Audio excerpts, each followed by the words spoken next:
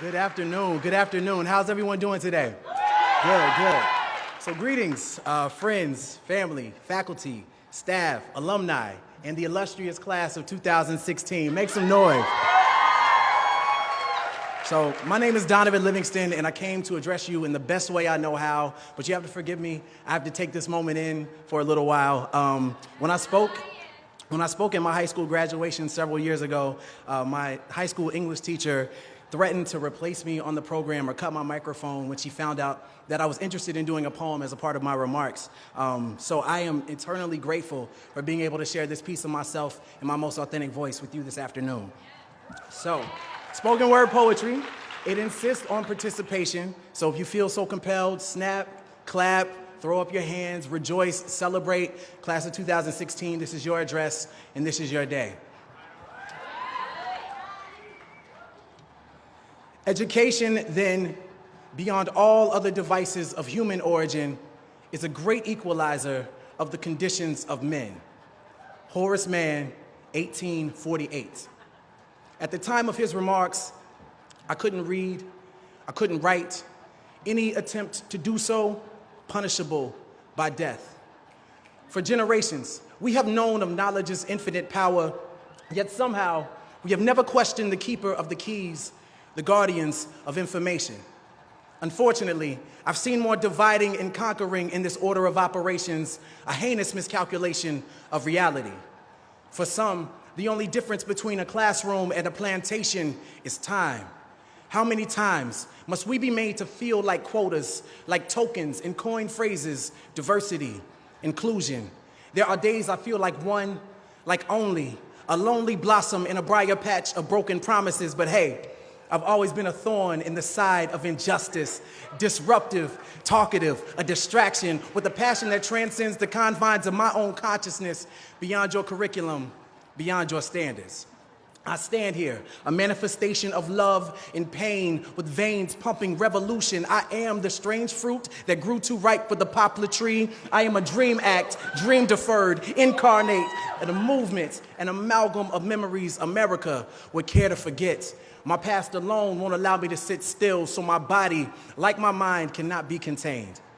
As educators, rather than raising your voices over the rustling of our chains, take them off, uncuff us, unencumbered by the lumbering weight of poverty and privilege, policy, and ignorance. I was in the 7th grade when Ms. Parker told me, Donovan, we could put all of your excess energy to good use. And she introduced me to the sound of my own voice. She gave me a stage, a platform. She told me that our stories are the ladders that make it easier for us to touch the stars. So climb and grab them. Keep climbing, grab them. Spill your emotions in the Big Dipper and pour out your soul. Light up the world with your luminous allure. To educate requires Galileo-like patience. Today, when I look my students in the eyes, all I see are constellations.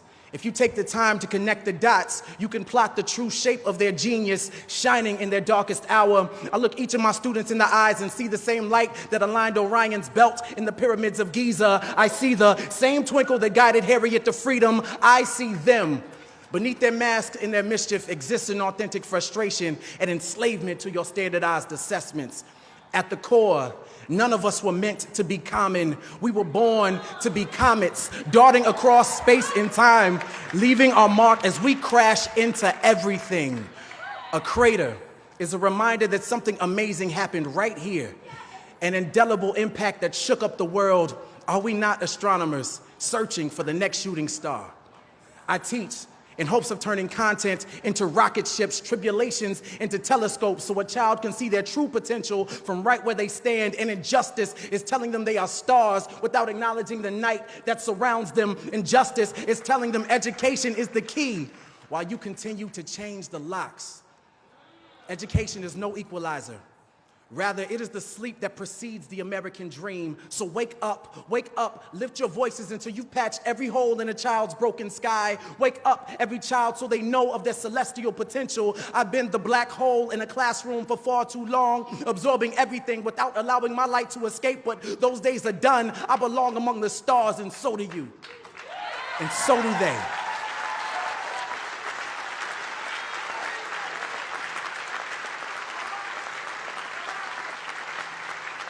Together, together, we can inspire galaxies of greatness for generations to come. So no, sky is not the limit. It is only the beginning. Lift off.